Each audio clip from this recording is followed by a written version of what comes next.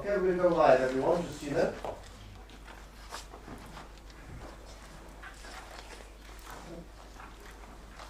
Okay, live.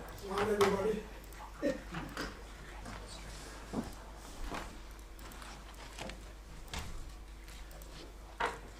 Good evening and welcome to tonight's Executive Committee meeting. We'll just do a short introduction. My name is Afjan Mahmood, I'm the Chairman of this committee. We'll go to my left. Rose Rouse, Chief Executive. Richard Gibson, Director of Resources. Good evening, Philip Spur, Director of Police. Dorothy Lord, Councillor for Waterside and Horsefield. Community Safety. And lead on community safety. Councillor Tom Whip, Executive Portfolio Holder for Planning and Regulatory Services. Councillor David Whip, I'm Deputy Leader of Pendle Council, Leader of the Liberal Group and the Portfolio Holder for Resources. I wish I had a big bag of cash. Yeah. I've got a bag, but I haven't got cash. Councillor Mohammed Ahmed, Portfolio Holder for Housing, Health and Wellbeing. Mohammed Hanif, Dryfield and Reedley, Portfolio Holder for Leisure Services. Hi, Neil Watson, Assistant Director for Planning, Building Control and Regulatory Services. Jane Watson, Democratic Services Manager. Howard Culshaw, Head of Legal and Democratic Services. Thank you very much. We've got Councillor Zaffarali, he's just going to keep on this late, he's on his way. We've got full house members as well, so that's okay. Declaration of interest. Okay. Any public questions that are not questions from members of the public on issues which do not appear on the agenda? No? Thank you. Minutes of the previous meeting. Can I move those? Yeah, second, Chair. Thank you. Next item, I'm just going to bring item 14 forward. We've got two people to speak on item 14, land and carry site at Essex Street, Colne, Lane in Colne. 13. Item 13. Sorry, yeah, it's just said 14 of this. Which one, Chair? Yeah, 13A. Yeah. Just a tab. Okay. That's fine. So, if I can ask, is Kerry Ann Parsons here? Yeah. And Mark Salisbury? Yeah. So, yeah, if I bring in Kerry Ann Parsons first, maximum 5 minutes. Is that okay? Yeah, that's fine. I'm Kerry and I live on Essex Street in Colne. 4 months ago, I attended the area committee and expressed my concerns regarding the Essex Street garage site. The garages have been left derelict for well over 5 years and are not safe due to the asbestos in the roof. Many times I have watched horrified as children of all ages climb the roof and retrieve footballs and use them as a climbing frame. I believe at some point a child is going to end up falling through the roof and not only seriously injuring themselves, they'll also be faced with the long-term effects that come from inhaling the asbestos that is trapped beneath them. This also puts our emergency services at risk, firefighters who will have to access the equipment whilst the child inside potentially fights for their life. As a mother of a 3-year-old and a 12-year-old, the thought of this happening terrifies me. So as the people that have been elected to represent our communities, I hope the thought of this terrifies you too. I'd urge you to really consider the decision you make regarding the future of the site and what potential dangers that we are facing as a community. Ask yourself, would you be happy to risk the welfare of your children or grandchildren if this was happening right at the back of your property? Thank you. Thank you. Mark Salisbury. Good evening, Mark Salisbury, I'm a resident of Essex Street. Further to the points raised previously regarding the green space adjacent to Colne Lane, it was a boost recently to the residents when the garages were fenced off and the broken doors were made safe. News that costings have been produced to demolish the structure and either leave the base or grass it were welcome. This seemed in keeping with the neighbourhood plan that was voted through by the people of Colne, part of which recognises green space. I offer this to encourage that strong consideration is given to the removal of this garage structure. 2 costings have been submitted and both costings were viable and were essentially acceptable, as either would mean the removal of the garages and then would allow progress to be made on fully using the space for the community. Another option that may be highlighted might be refurbishment. However, I do feel that this route will be a non-starter due to several points. The roof, as shown in some of the evidence that we've presented, would still require removal and replacement due to the vandalism already inflicted. A design will be required that would hinder, or better still, prevent young people climbing on it and being able to walk along it, causing damage not only to the structure but possibly themselves. Again, it's shown from photos that we have. The structure itself hasn't been used for 5 years, and in that time no maintenance or repairs have been carried out, leaving the garages now in a derelict state, as has been witnessed by several members of the various local committees. Refurbishment is an unlikely option due to the amount of work required, and it may be felt that demolition is really the only way forward, but then rebuilding would surely increase the cost, higher to any figures currently being reconsidered just for simply for demolition. To get to the garages, the access road is currently unsuitable for cars to get to the garages and would need upgrading. If a new building was considered, that and the access road would need maintenance, adding to the cost. If the garages remain, they limit the use of the area. If they are reused, then that reduces the community use of the green space, with vehicles then coming and going, and car owners possibly wanting to use the space in front of the garages, preventing use of the tarmac areas, which are at present being used for ball games, even small children learning how to ride a bike in relative safety. Hopefully the points above will convince you that only the removal of the garages is a viable option. Thank you. Thank you. Yeah, thank you for that. I totally agree with the issues raised. I went to have a look at the site after a call from Kerry and Parsons. There are some health and safety issues, take that fully on board, and also we need to do something to, continue to protect the residents. Dot. Thank you, Chair. We, a couple of us went to visit the site on Friday, and obviously it's how it exactly is. What I'd like to propose is that the garages are demolished, leaving the concrete slab as it is. That was part of the discussion, and I hope the committee will support this proposal. Thank you,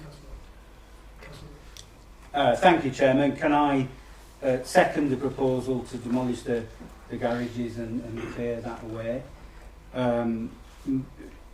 The history of this site is that quite a number of years ago now, previous administration declared the land surplus, and it was due to be built on, and in fact the developers actually moved their cabins onto the land, and it was the late Councillor Tony Greaves, who represented the area, who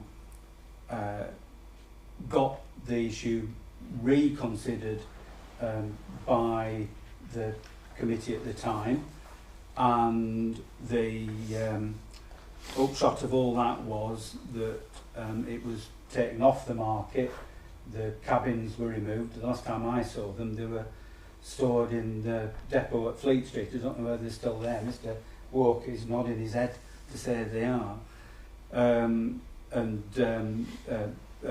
The developers were sent packing, and the local councillors did allocate some funding towards putting a pocket park on that land. Now, COVID came along, and unfortunately Councillor Greaves passed away, but in the last couple of years there hasn't been any progress towards implementing the pocket park proposal, and I think this authority has a duty to remove the garages. It will leave the hard standing in situ, and it may be that future proposals to use the land could incorporate that hard surface in, you know, whatever sort of park might be developed there in the future. But I think it's imperative to knock the garages down, get rid of that hazard, and do that as soon as we can. And so I support fully Councillor Lord in proposing that we do fund that work from the budget for that we have for garage sites. Thank you, Councillor. Councillor Sutcliffe. Thank you, Chairman. I'm heartened to hear that it's got some support around the table to have this site cleared. As residents have said already, and as you've seen for yourself, the site is in a state of disrepair, and it is a hazard to local people. So it does need cleaning up, and we have a duty of care as a council to do that and to look after the residents. So I'm pleased to see that. There was money allocated previously to that piece of land, as was said, and I was disappointed that that money went elsewhere. It was reallocated through the area committee budget. So it's good to see that this is being done. So we're back to a sort of blank state position, so that we can build on that. And I think that it would be nice to go further from the area committee and get that to the point of a pocket park at some point in the future. But this certainly, as I say, puts things right and gets a blank slate for the residents in that area. So I hope that it will be unanimously supported around the table as well. Councillor Lee. Yeah, just to come back on that, as I said, money was allocated by local councillors, and the reason why that was reallocated was because Councillor Sutcliffe's Conservative administration brought in a requirement that area committees couldn't carry forward more than a certain amount of money.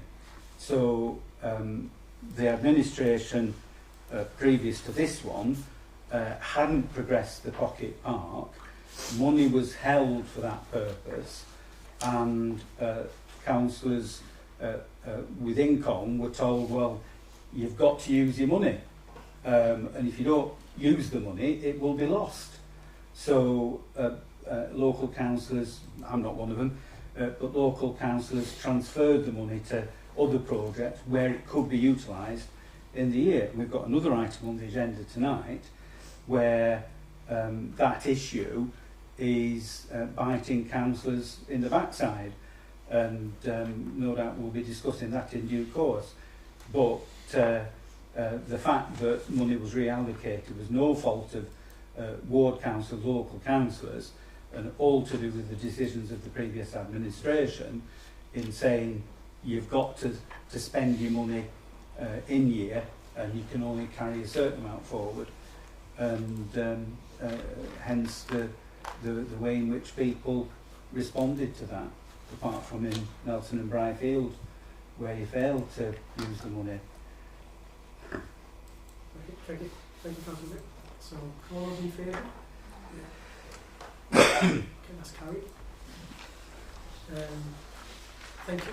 You're free to stay, or if you want, for the remainder of the agenda, feel free to leave as well. Thank you. Thank you.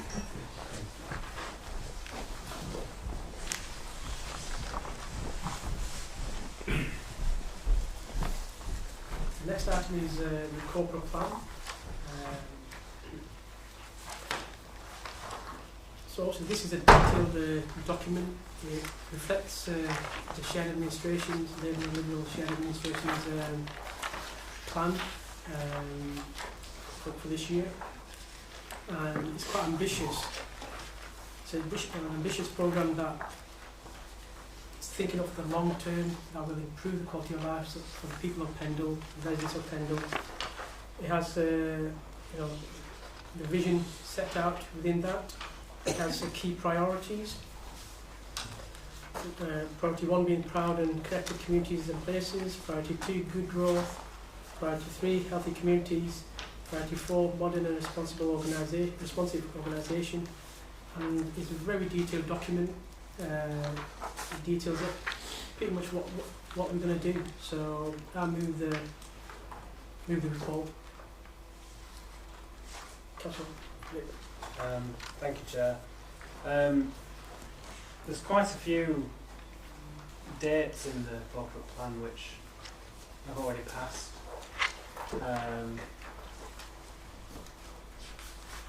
We've got a lot of things from 2023,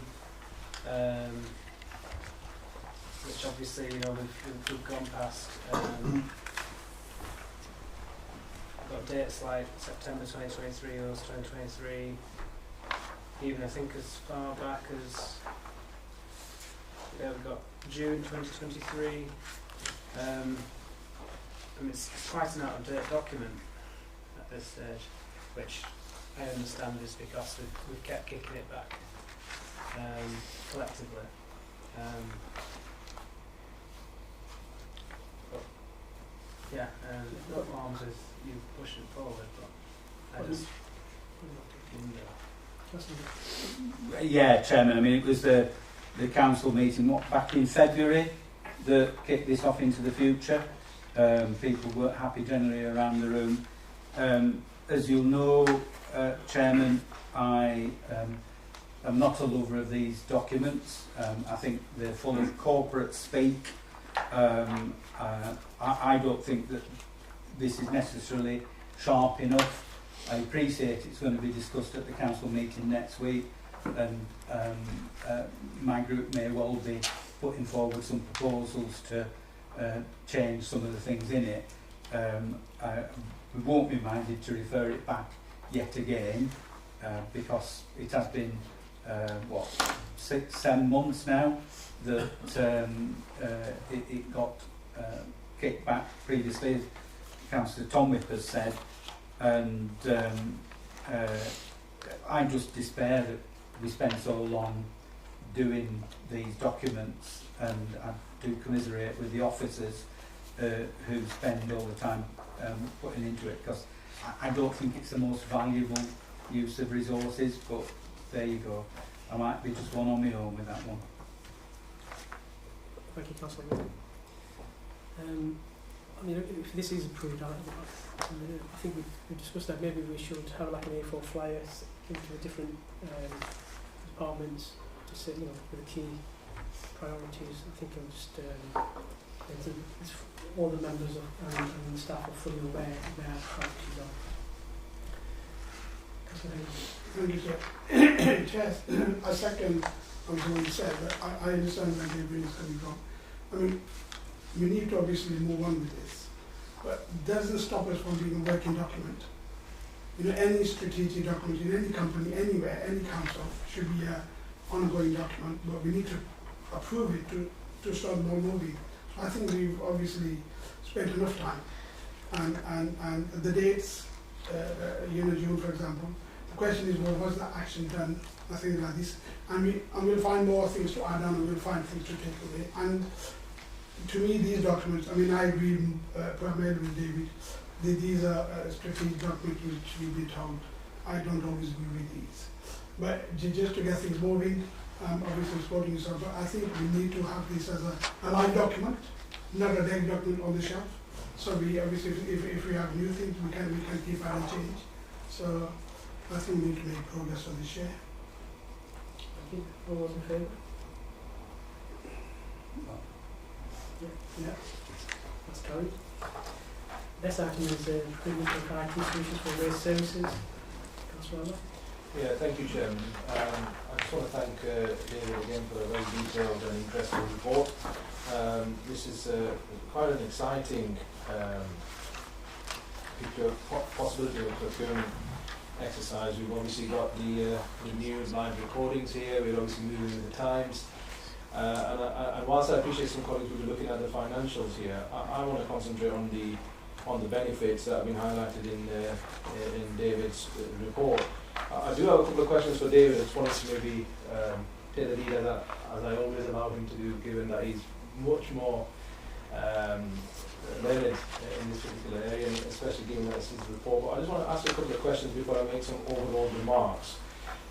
On one of the bullet points, it goes on to state that by going through this procurement exercise and implementing this new IT solution, that we can it says here on bullet point, under paragraph 2, bullet point 3, increased avoidable demand around missed bins. So I take it there's obviously a fair bit of a demand around missed bins. Would you be kind enough just to enlighten us on any figures surrounding that, how often that is the case when it comes to missed bins and stuff like that? And that if you can, what sort of costs are attached to that? So yeah, sure, David did want to come in first. Oh, okay, sorry, I didn't realise. I didn't realise, yeah. But if you want to, obviously answer that question after, if you want to, if there's any other information you want to add to then come to that question, feel free. Very Chair. Mr. Smith. Yeah, go for it. Yeah. Through you, Chair, thank you. So, the report comes out in front of them sets out the recommendations read by Castlereagh Consultants following their review of waste services in July last year. The review identified that the service relied heavily on individuals' knowledge and paper-based instructions, which resulted in delays in responding to requests because staff were waiting for communication with frontline teams and colleagues who were working remote. It's recognised that updating both back-office systems and introducing an in-cap solution will increase the speed of communication, strengthen our business continuity arrangements, and ultimately improve service delivery. We have now investigated possible solutions, and generally all providers we've spoken to are able to provide solutions that would include live tracking, route optimisation, progress reports, and remove the need for paper to be carried by any of the frontline teams. Initial investment is likely to exceed £100,000. However, based on the quoted fuel savings of between 20 and 30%, a 4-year saving could be in the region of £72,000. So the report sets out the repayment period, which is, we feel, will be 3 years from full investment. If savings are ring-fenced back to the service area, then we can use that to obviously strengthen the service further going forward. Thank you. Would you be kind enough just to help on the question, we'll work backwards. Working backwards, yeah. The cost of a miscollection is generally anything up to, say, £30 depending on the distance. A full refuse collection team returning for a short notice, being 15 minutes away from the collection, is about £16. Going further afield back to the West Craven area, for example, from Colne being to the £40 region.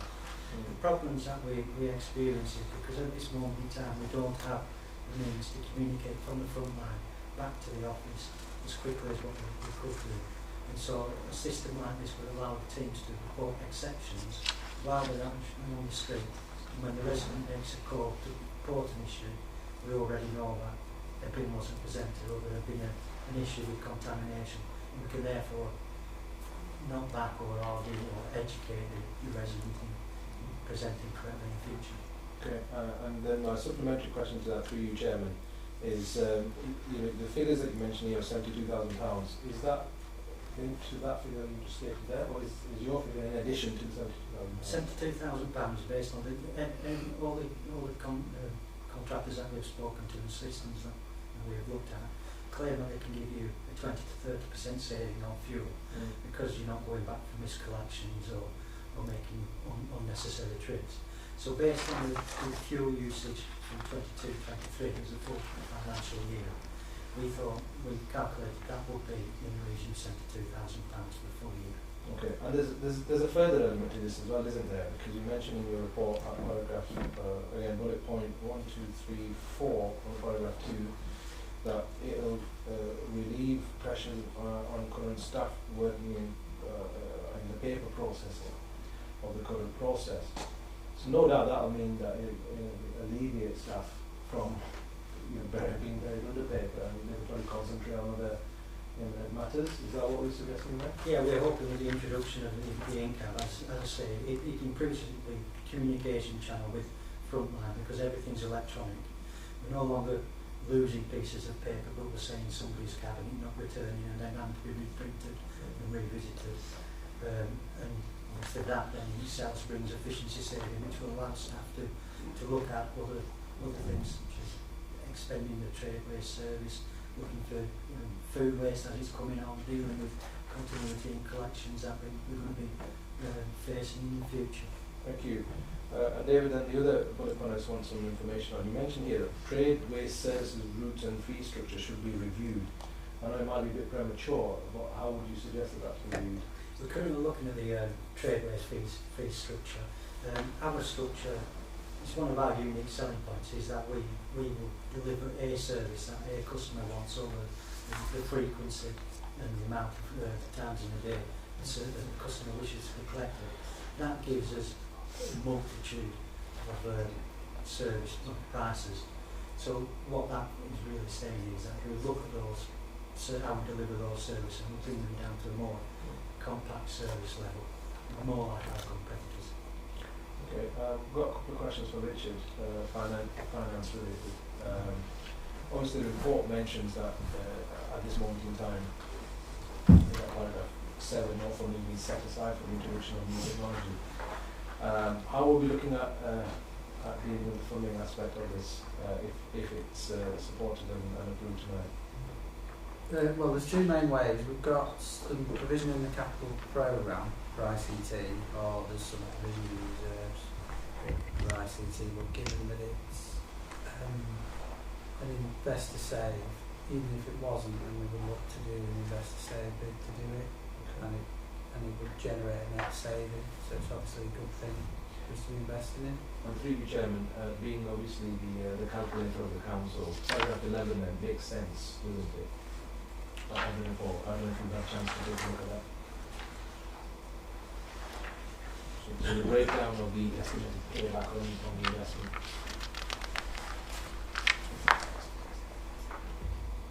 Yeah. Well, yeah, I'm sure it does. I mean, I'm reading it again. I'm happy to revisit it with David, but it does pay That's back. right. I did some general mathematics, it doesn't make sense. I just thought I'd see your view on it, but okay. I just want some assistance then before I move to my proposal, Chairman, in terms of item 4, or where we stand with that. It states that the annual savings based on against the fuel expenditure will be ring-fenced to cover annual management fees. So ultimately, the figure that we're talking about there is, I believe,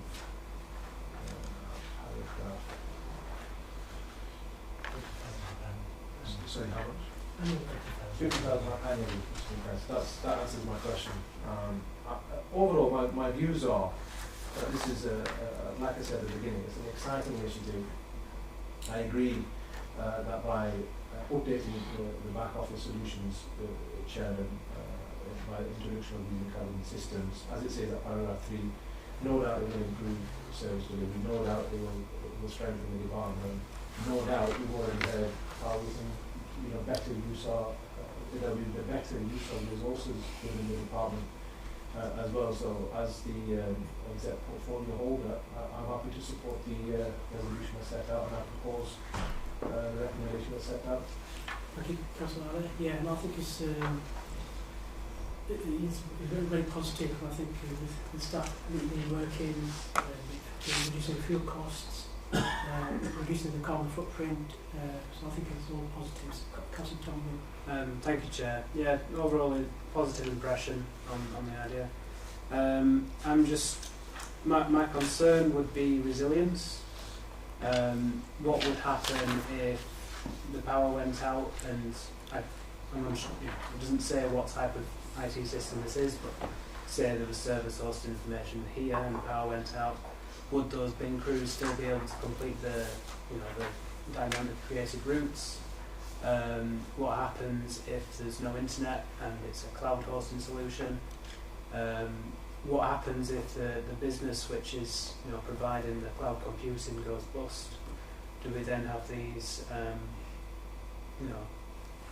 devices which then don't operate fully functionally? That's just a concern there. And if you're having these crews trained up and using this IT solution, and something unexpected goes wrong and they don't have that paper to fall back on, with them being in a worse situation than now, with them not then being able to fall back on a paper-based solution, and over-reliance on technology. So yeah, just resilience is my concern there, Chair. But overall, I think it's a positive thing. I just hope that it's a sustainable implementation of technology that doesn't leave us out to dry if something goes wrong with it. You second it? I would second that, Chair. Thank you. Councillor David. Well, Chairman, I just want to come in about the downsides. Councillor Tom Whip said, what if? And I'd said, what if the bin wagons in Salterford, or what if the bin wagons in Folridge? Because the mobile signals in these places are non-existent. You know, what if you're at Winewall, where again, you know, you've got problems with signal. There's probably plenty of other places where you don't get signal as well. So we've got all these not spots around the borough where the you know, prospect of a decent signal is non-existent. But I think it's not before time that we have in-cab technology. I hate to think, I mean, we're probably 10 years behind the time, 20 years behind the times, and it, you know, it would make more efficient working. I think, Chairman, I'm a little bit sceptical about the expected payback and the savings that are promised, and you know, I'd love to see hard evidence in the second and third year to demonstrate that these have actually been achieved, because the maps perhaps might be a little bit over optimistic, and I'm, you know, sort of being euphemistic there. So let's get on with it, but let's be aware of the pitfalls, not rely on it exclusively, and then find ourselves, as we are with the planning portal at the moment, in the deep and dirty. Thank you. Any more speakers? All those in favour? Thank you. Thank you, David. The next item is revenue and capital budget monitoring 2024. Chairman, can I come in and Richard can either back me up or take the rug from under my feet as he feels fit. Chairman, I mean, this is the first quarter. There isn't a great deal to report, but there are some significant issues that we need to pick up on.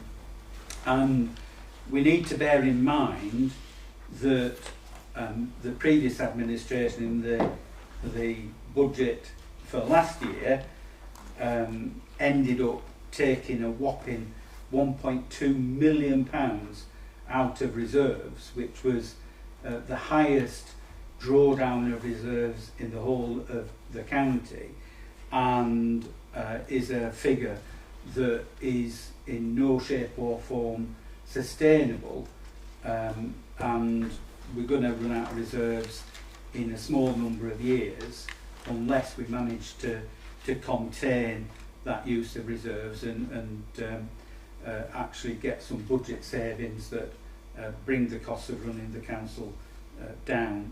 So having that in mind, there are some plus points in here, and I'll save, well, the plus point I'll save till the end, but the downsides are that we have got some extra costs. Those are referred to in paragraph 8, where the repairs and maintenance budget for the leisure trust properties is inadequate, and I reflect that not many years ago we had several hundreds of thousands of pounds that was due to be invested in repairs and maintenance to sports halls, swimming pools and the like, together with investing in energy efficiency measures such as heat pumps, and sadly the last administration scrapped that programme. There was a very limited amount of work that took place, and the funding was taken away and not used for its intended purpose. So part of the extra funding that we're having to find this year is catch up and try and get on top of some of those urgent repairs, and there's a estimated cost at this point of some £50,000 in order to meet that. There are some one-off costs which we're going to have to find funding for, and paragraph 11 there's the consequences of the election petition, which is costing us £22,500 to pay the petitioner's costs, and that's just a given. The law requires us to pay that.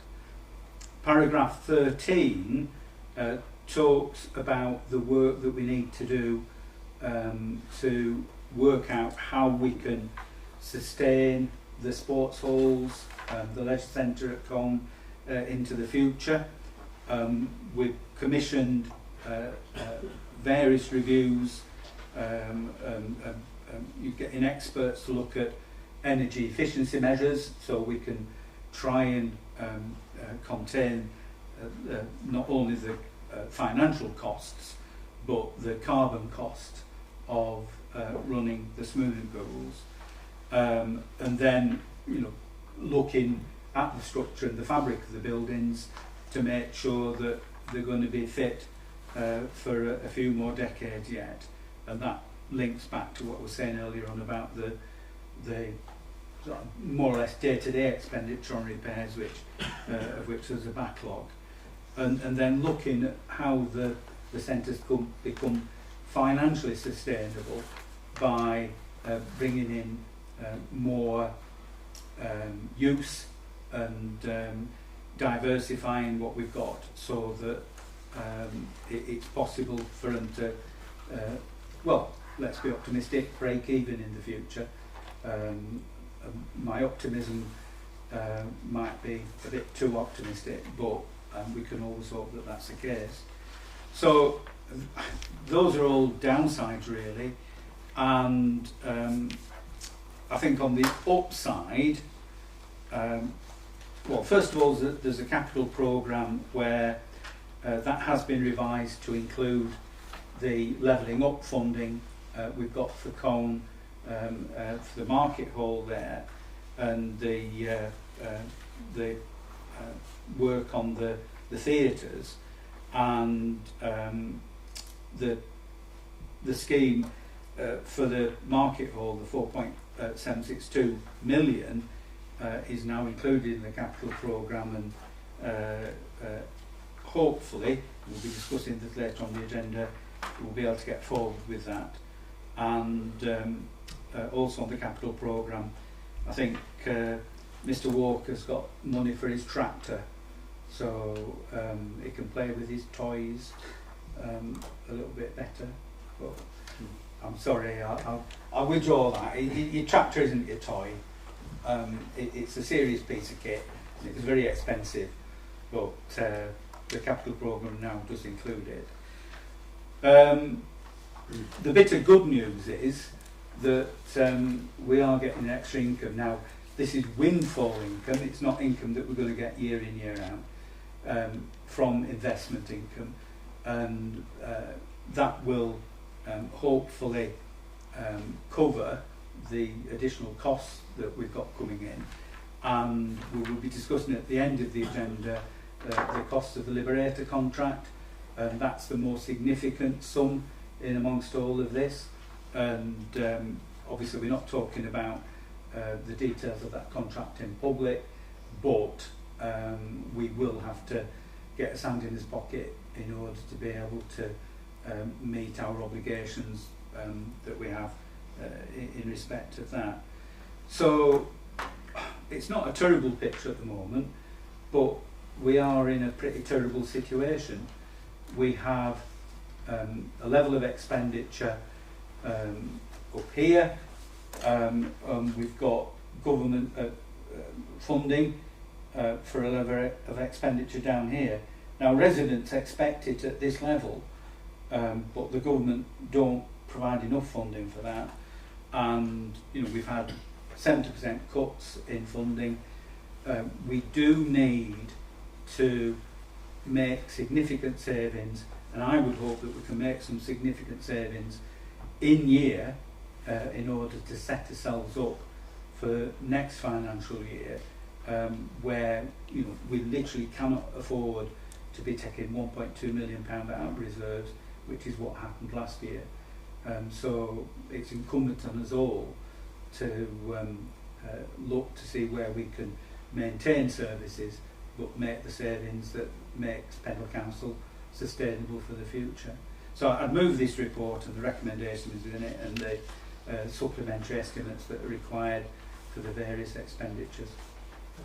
I'll happy second that. Any more speakers? I don't know whether Richard wants to fill in any gaps that I might have left. Thanks, Chair. Not particularly any gaps. So probably all the gaps of my own doing. So in the recommendation there should have been a point E, which is the supplementary revenue estimate. Yeah, I've moved that we do that. Yeah. Only other comments would be in terms of the investment income. This year is probably as good as it's going to get. You see the Bank of England base rate didn't go up today, so I doubt base rate would probably level off, and cash reserves will probably fall in future. So this year is probably going to be as good as it gets. And then just to confirm the reserves positions in paragraph 17. So at the moment we'll be drawing down just over 700,000 from reserves, depending on where we are against budget. And then finally, just in paragraph 18, just a note that we're looking to retain in the business rates pool. So that's also included in the report. Thank you, Richard. Yeah. Okay, all those in favour? Thank you. Corn Market Hall. Thank you, Chairman. The report sets out the position. I think we have some update on the current status of everything. In terms of the plan application was submitted, and it's been in for a little while now. Mr. Watson and his Murray people knocked it back, said, well, you haven't got a heritage impact with it, which has now been provided, and amazingly it was lacking a tree survey. Now I say amazingly because I can't think we've got any trees that are actually on the Market Hall site, so why we're expected to provide a tree survey for non-existent trees, I'm not sure. It may be we've got some growing in the roof that we need to come out. Neil? There are some on Craddock Road. Bottom side. On what? Craddock Road? Bottom side of it. Is it Craddock Road? Well, there's a garage site there. Right, no, I definitely checked. Right. Anyway, the planning section have been really helpful in facilitating the speedy processing of the planning application. If there's trees on Craddock Road that are part of the development, well, fair enough, I'll put my hand up. In terms of the other aspects, Chairman, I think we have now got alternative accommodation lined up for all the market traders, some of whom have relocated themselves, some have gone into the arcade, one into a shop unit, and by using the good offices of Pendle's joint ventures, we have got options for everybody. I'm not saying everybody is necessarily taking them up, but I think there's a good relocation package for everybody. The fly in the ointment in terms of relocation is the former Poundland store in Hartley Square, where we are having to do a fire risk assessment, which is due tomorrow, and hopefully that will prove to be not insurmountable, and we're expecting that we will be able to get traders relocated into the former Poundland store during October. Now it is getting a bit nip and tuck, but there's 14 traders due to go in there. I think if there are any further delays in terms of that Poundland relocation, that we need to consider whether, or the traders need to consider whether we can sort of sustain the market hall through till Christmas, but that's a decision to be taken next week in the light of what the information we get coming through. In terms of the rest of it, I think, Chairman, the report spells out the options in terms of tenure of the first floor flats, and I think that is still open. We've got the switch of the vehicle from Pearl Together to Pearl 2, which is a different joint venture, which has got blessing now from the Pearl 2 board, so that's moving forward.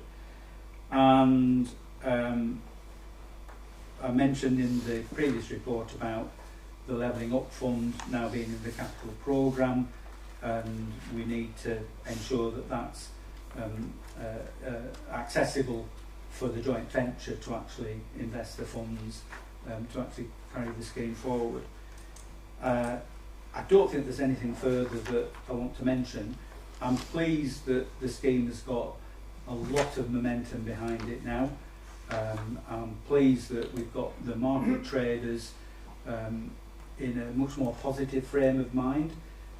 When we took this over earlier this year, the level of disgruntlement was sky high, and I'm not saying everybody's hunky-dory now, but that there isn't that dissatisfaction, and the traders and the people who use the market can see that there is a lot being done to actually address all the concerns that there were, and that we're pulling out all the stops to make it a scheme that will proceed in a reasonable speed in order to ensure that we don't have a big hole in the middle of Colne for an awful length of time. So I move the recommendation of the report, Chairman, and hope that the Executive will agree. Thank you, Councillor Whip. Yeah, and it's very positive that things are progressing and things are happening. There is a lot of things that have gone on behind the scenes, with the working group. I think that alleviated a lot of the concerns and issues raised by market traders. That was a cross-party working group. I think lots of positive results came out of that. And I think this will, really improve and regenerate Colne town centre, and make a big difference to how things develop over the long run with other projects happening as well, and hopefully everything will come together. Councillor Hanif. No, Chair, obviously when we got involved, and then I got involved, the good thing is everybody's working together, and that's when organisations and people work together, this is the result. So what David obviously gone into a lot of detail. Up to the Pearl meeting we had the other day, all organisations are working together to see all this moved ASAP. So I think by end of Christmas next year, we should have a brand new, latest good facility for people, for organisations and business to move back in. And I think, Chair, the key thing is the momentum is there. From the traders, from the businesses, from councils, everybody, officers. And when we got that, and the councils actually, you can't knock the councils, okay? Because whatever happened in the past, they're all working together now to make this a success. So that's very positive. And wherever that happens, and Colne is a prime example now. And if we can get that finished by next December and have everything sorted and ready and business moving back in, I think it will be a fantastic success. So it's all positive. Okay, in projects like this, you're going to have a few ups and downs. And a lot of folks on the ups than the downs. Okay, and whenever the downs comes, we get together and we try to solve them. And I think this is what happens here. So not between anybody else. So I think it's going to be a great project, to be honest. It's going to be a great thing for Colne, and it'll be a great thing for Pendle as well. It shows that working together and bringing a lot of different monies in, we can succeed where maybe others haven't. So, it's really looking forward to this. So, definitely second it, Chair. And the sooner it starts, the better it is. Thank you. Councillor Moore? Have you seconded that, honey? You want to second it? I will do. You want to second? I'll take mine back and you second it off.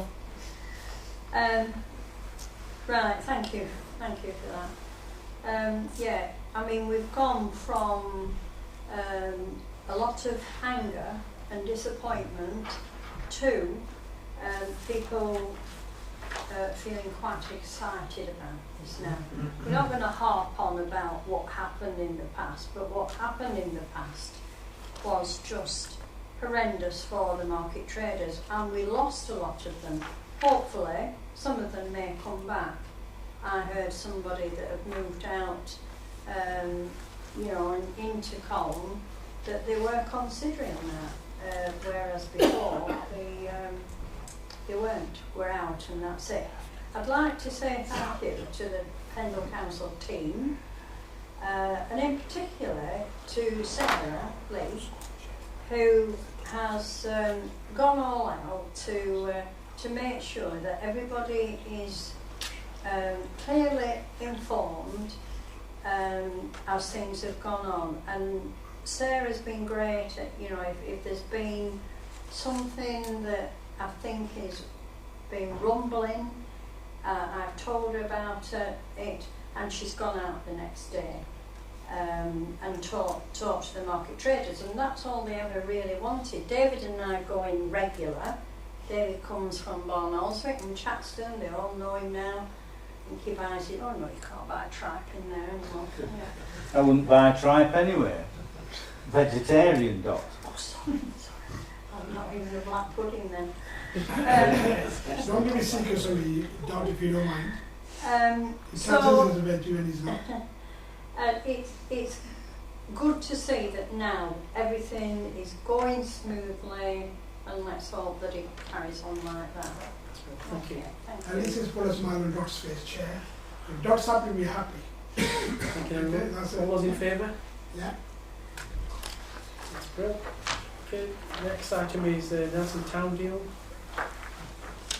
Important review of the Business Resilience and Growth Programme.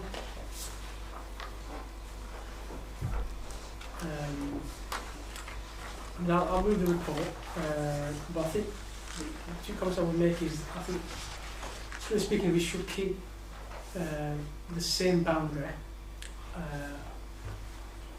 that has already been set, but expand the scope from manufacturing to include retail as well, and hopefully the team can lead on that. And I'm hoping businesses will take up the funding that's available. That will, again, hoping that will improve the jobs wise, just general skill, upskilling of things. So yeah. Did any of you want to speak on this? I'll move the report. Yes. Clarity on that point. Is that to expand just to include retail, or to expand to like all sectors, which would include retail as well? I think what, if I can ask you, what were you thinking? What else were you thinking? So with the criteria of this, there's three planks, if you like. One is investment in new plant and machinery. One is for energy efficiency and carbon reduction, and the other one is for premises and improvements or adaptations. Now the criteria that's employed with that is, first of all, the idea is to expand the existing theme to across the whole of the business sector, which would include retail, which would include services, which would include other elements of it. But there's a criteria that is used to make sure that these three main criteria in terms of plant machinery, energy efficiency, carbon reduction, and improvement of adaptations are connected with outputs which include securing of securing the new jobs and securing of existing jobs as well. So there is a criteria that will be followed and implemented, and that will then, any application that comes in will have to go through a particular committee for it to be determined upon. And then if the grant is awarded, then the measurement is against these three criteria as to which one best fits that particular. So it's open to any part of the business. In the constraint that we had before, there's 130 manufacturing businesses within the original geographic region, but now with the opening of the theme, it allows for 1,300 businesses within the same geographic region to apply for that particular funding. Thank you, that's helpful. So what I'm moving is, yeah, we'll keep the original geographic region. I'm happy to accommodate what you said. Councillor Allen. Yeah, I'd like to second you on that, Chair. I think it's a pragmatic approach. We need to ensure that as many Nelson businesses benefit from the grant. Clearly it's going to be in the pot. And if it means that we expand the scope of the scheme, it means that there's businesses that take that up, then no doubt, as if he's just stated, the businesses, and of course Nelson will see the benefit of that. I agree with you, Chair. The geographic buffer zone should remain as it is at this moment in time, and I'd like to second you on that basis. Councillor David. Thank you, Chairman. I think I want to move an amendment. Like yourself, Chairman, I am a member of the Nelson Town Deal Board, and this has been discussed at the board quite extensively. The take-up for these grants has been very strong, and a lot of benefit is flowing from that. However, the appetite for the grants has tailed off, and we think that's because of uncertainty in terms of businesses looking forward, and that's impacted by the interest rates, where people are making decisions where the interest rates are significantly higher than they were before. So if they're investing, then the costs are consequently higher. And the Town Deal Board has looked at a two-pronged approach to address that issue. The first is the one that you've talked about extending the qualifying businesses so that they can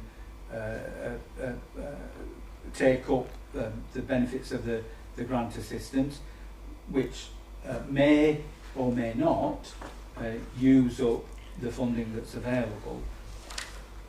The question of a buffer zone was put to this council last year, and it was agreed to keep that in abeyance for the time being, but to review it.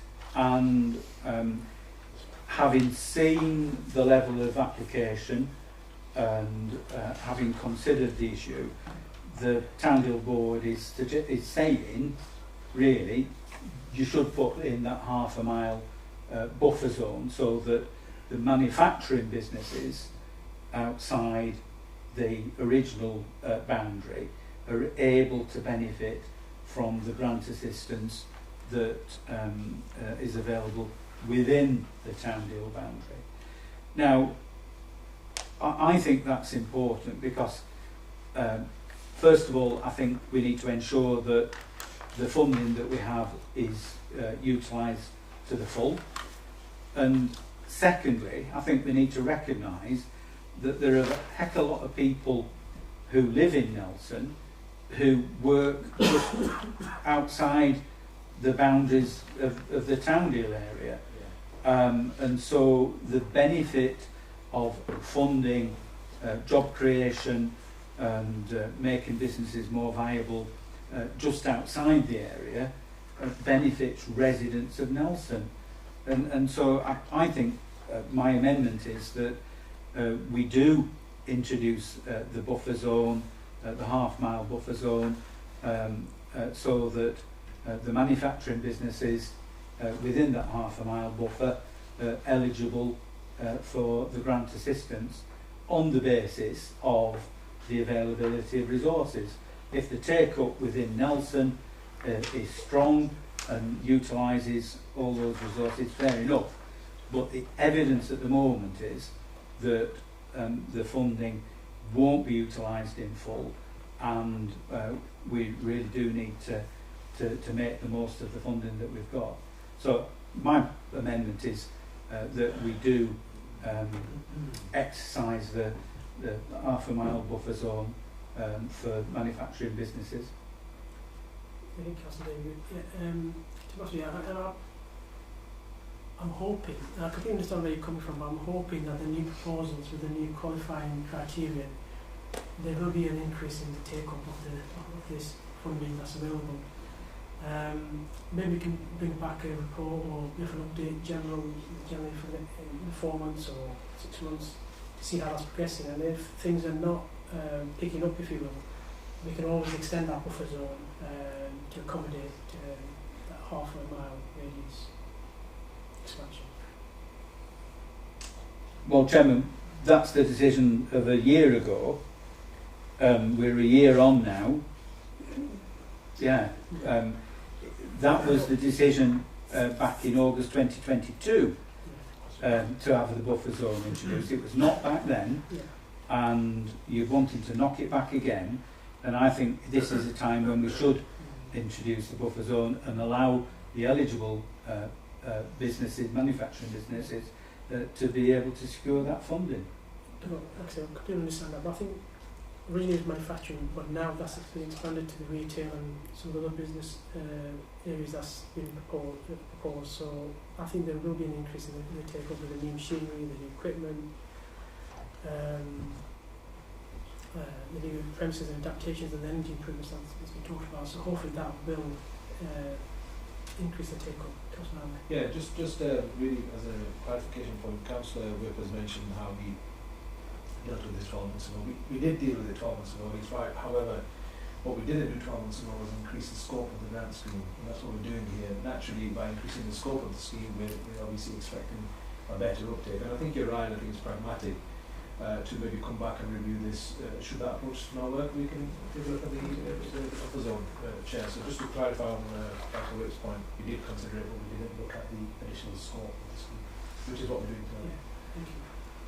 So, all those in favour? Well, Chairman, I propose an amendment.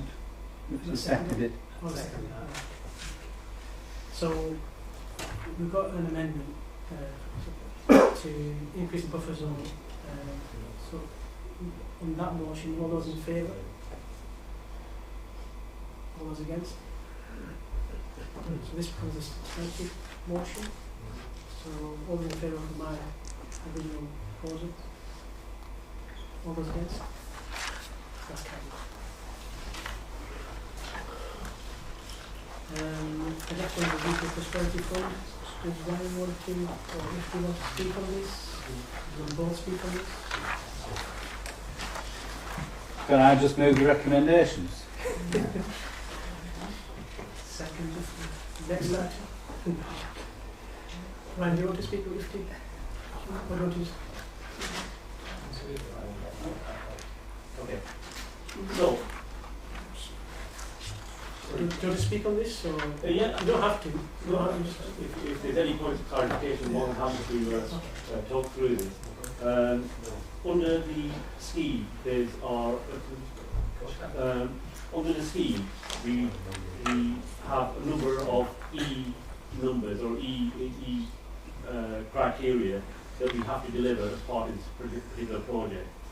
And the idea is that we are proposing that we are putting the scheme of work for each one of these schemes going into a year 3 program.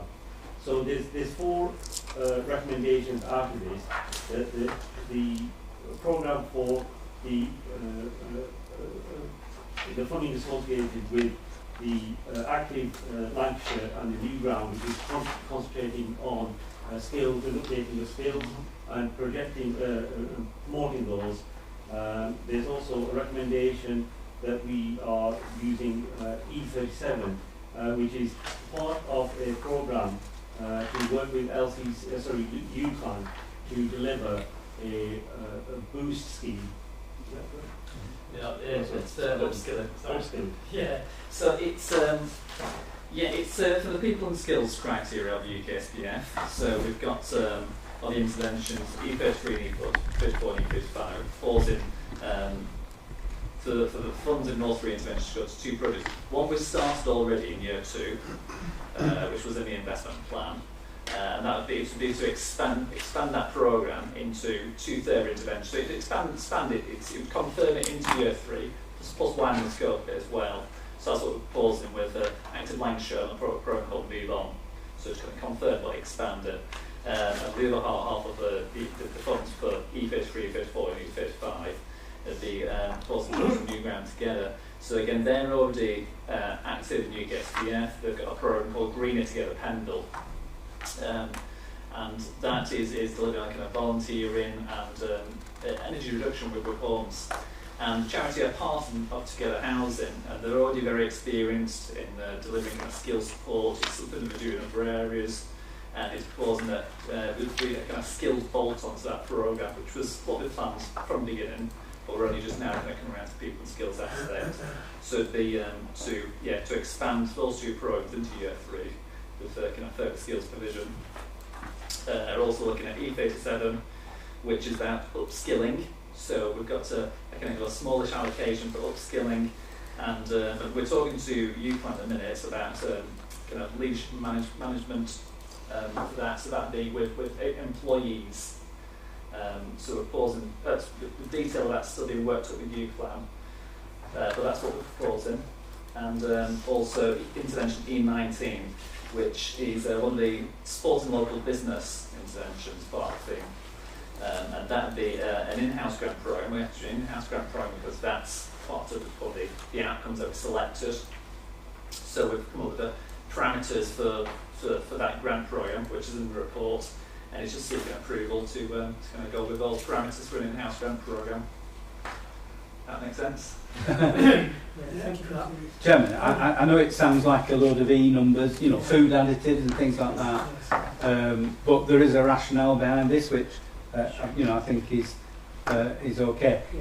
It's important to bear in mind that this UK Shared Prosperity Fund, which I dubbed the UK Shared Poverty Fund, is a fraction of the European funds that we used to get, and where there used to be hundreds of millions available for these programmes, this is very much the crumbs that have fallen off the edge of the table.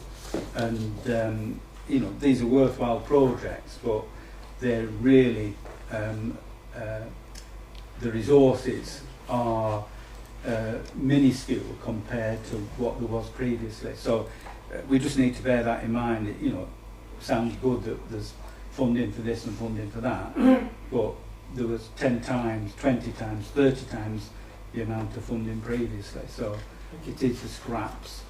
But I did move it, Chairman. I've been following this since the get-go, and I'm confident that we're applying the resources appropriately. Thank you. I'll happily second that. It was a very good project, and again, a lot of hard work going on with officers and with the people behind the scenes. So, keep on the good work. Sorry, thank you. I want to support this chat. I just want a couple of questions. Obviously, what gives you a lot of numbers and gives you a lot of figures. What it doesn't say is where is this money going to be spent. So it'd be interesting to know which roads, which towns, where the money is going to be spent. Because in the past I've seen a lot of money come in, but really I don't see where it's spent. So what would be nice here is that this is where it's going to be spent, which localities, which areas, which towns.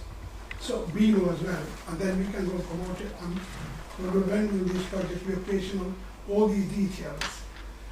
This paper is lacking, and I'm surprised that that detail should have been in. Because people like novices, okay, David has been following this.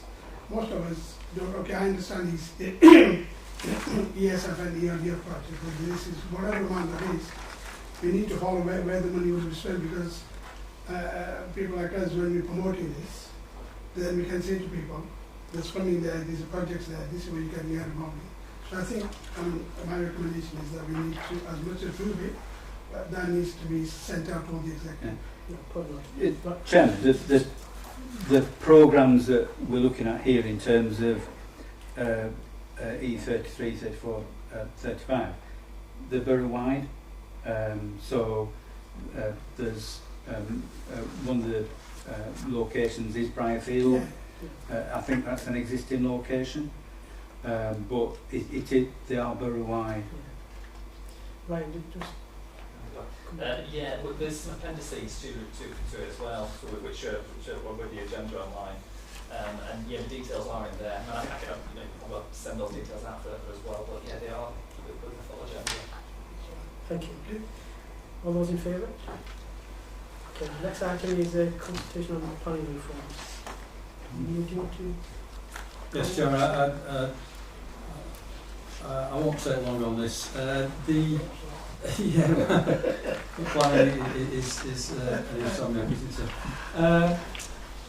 Raft of planning changes that are coming forward. We've already looked at some before the silver forums, etc., community development rights, amongst other things. So there's quite an evolution or revolution in some ways in the planning system that's coming forward over the next few years. Just some points. The idea behind this is to simplify the planning system. I think we would all like that's happening. Practitioners, members of public members, I'm sure we'd all like some simplification. What this lacks, though, is some clarity of how this will actually happen. So, for example, it looks at things like property technology, to simplify how plans will be put together, etc. None of that technology is there yet. It's not identified. The track record, I've got to say, of implementing changes like biodiversity net gain and the building regulators being poor. We're still waiting for regulations, and we're actually enacting those things now. So it worries me slightly that some good ideas here, but there's very little substance behind it. One of the big issues about the planning system is the evidence base. You don't simplify that. Whatever you put down in here, you won't speed the process up. And it particularly lacks any detail about the evidence base. It doesn't promise really future consultation on that, and that's critical. If you don't get that right, and that's not in place and it's simple and easy to do, then we'll be back with a 30-month time period to produce plans, which is what it's saying, without any chance of dealing with it in that time frame. Generally, it looks at a very set time frame for things and includes extra public involvement, which is great. That's what we want, the public, but with all the best will in the world, that takes time, and they haven't built that in. I think that they're setting themselves up for a bit of a failure. I don't think they can produce in those time frames. Some of the other aspects, I would say community land auctions are put in there, which you might want to discuss the views on that, where effectively sites can be bought or they will be assessed based on their economic credentials and what councils can make money from them, because we buy and then we auction them off. That might not and probably won't produce the best sites for the community. So there are comments within the proposed changes on that. And then finally, final two things. Supplementary planning documents are going to be replaced by supplementary plans. Sounds good, but then they are, instead of doing the documents in a relatively efficient but way where we involve the community and then make decisions of the council, they will then be examined by a planning inspector. And I think, if I'm honest, that's a retrograde step for the majority of supplementary plans. And I know that a lot of people are saying that that's a step too far, it's too much regulation. The one thing, Chairman, there are transitional proposals in here for when current local plans can go through. It will be submitted by the end of 2025 at the latest and get through examination by the end of 2026. If not, they will not be allowed to progress further. Unless there's a major delay, which I don't envisage those time frames, we can still get our current local plan through. Thank you, Chairman. Okay. Just asking that question. With the, sometimes on neighbourhood plans, how would that have any impact within these proposals? Or? Sharon, I haven't mentioned that, but the proposals are silent on those. There's no proposals to change or not, but it's really difficult to understand when you're going to go to a very mechanistic way of producing plans, how that will relate to the local community. There are comments in the proposed response making reference to lack of any clarity on how neighbourhood plans will work. Thank you. Councillor Tom. Thank you, Chair. Yeah, I largely agree with Neil's comments on this. In regards to the community land auctions, I don't think it's a suitable arrangement we should have. It just seems wrong for us to, profit from something that we're making a decision on in that way. Essentially, it feels like a roundabout way of bribery, in my mind. Although I'm not, completely familiar with the topic, but that's my gut reaction. So yeah, I'd move the recommended comments, Chair. Thank you. I'm happy second those. Yeah. All those in favour? Yeah. Thank you. Next item is land at Regent Street. Where it says Nelson should be called. Chairman, I looked at this report and I saw this big area of land that was hatched, and I rubbed my hands and I thought, oh, this is going to be all right. We'll get some brass out of this.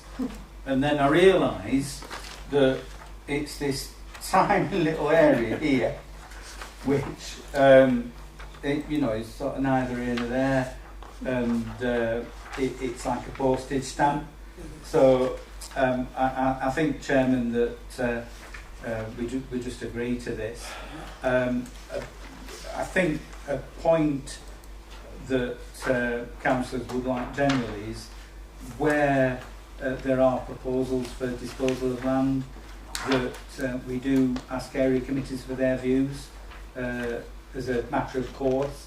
I think in this case it's de minimis, it's insignificant, and it's already effectively within the land ownership of somebody else anyway, so just tidying it up. Yeah. So I'll move it. Second. Thank you. All those in favour? No. So next item is the tenders.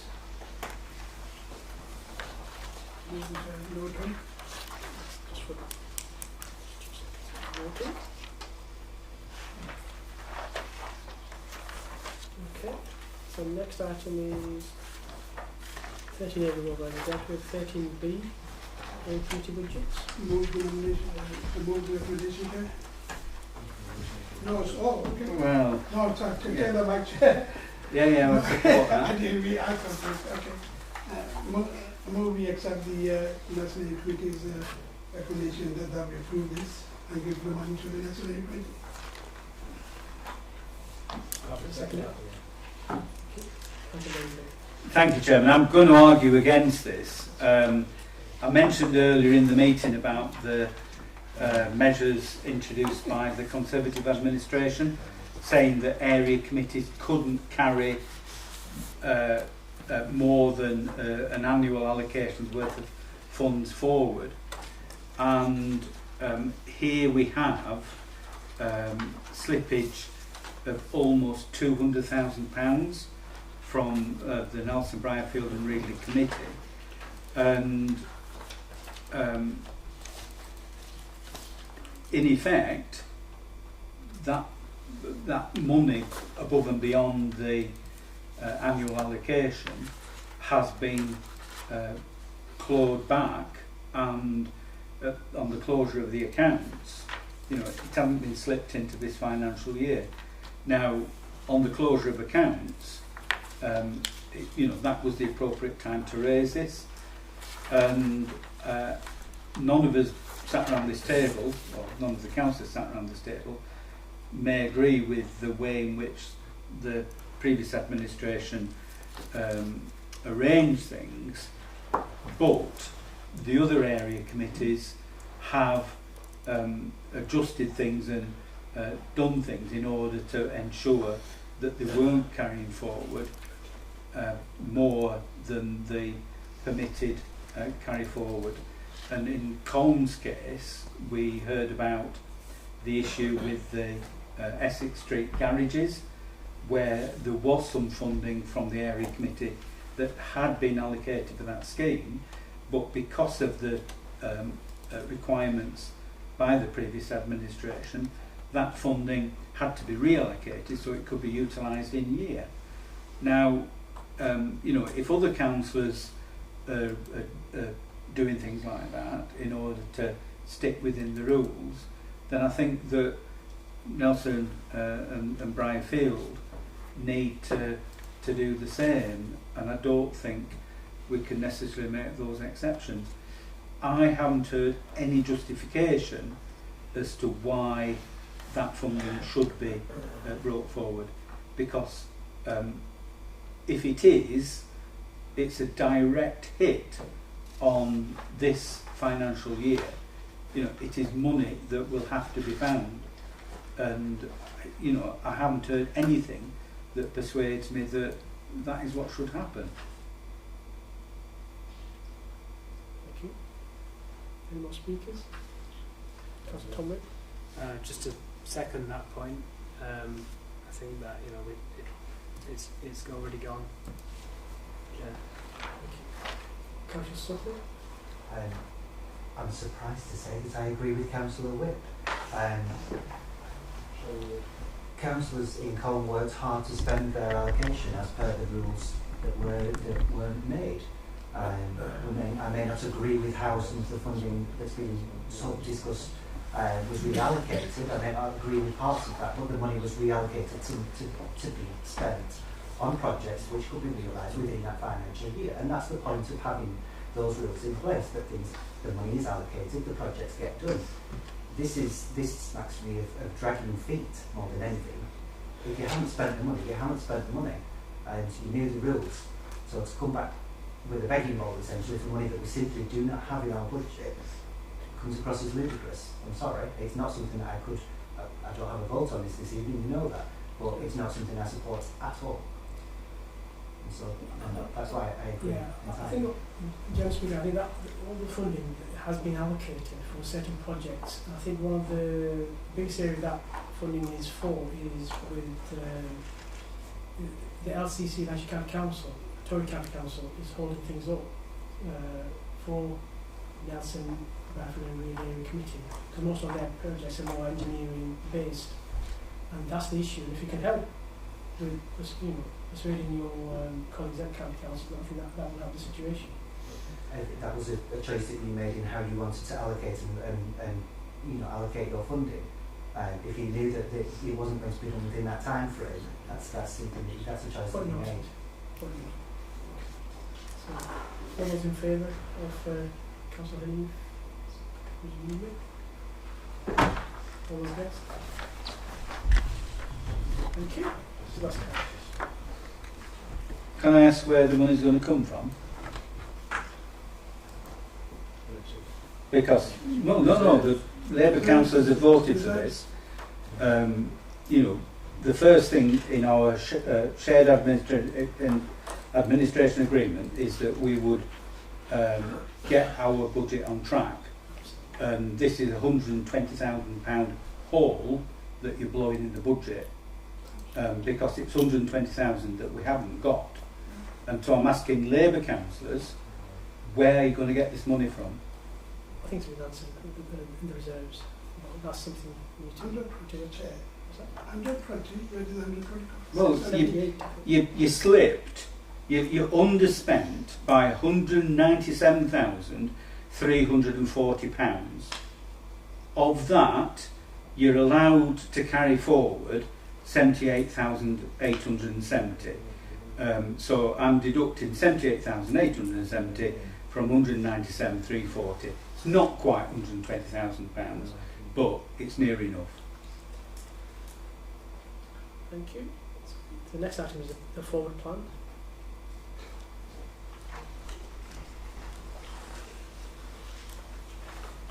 Any speakers?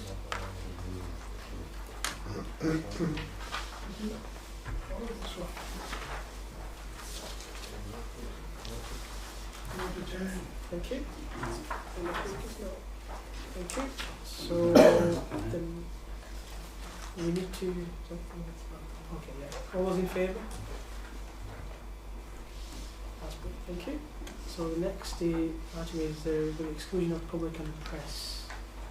I'm happy to propose we do that. Thank you. No. Can you just vote on that, please? Oh, okay. So all those in favour of that? Thank you. So that's carried. Can I ask a very quick question, just point of information? There's a couple of names from early speakers I wanted to check. Shall I come back after? Do you reckon it'll be a while? I should ask get them now. Do you want to email me and I can get them to We'll cut the stream. you? Yes, please.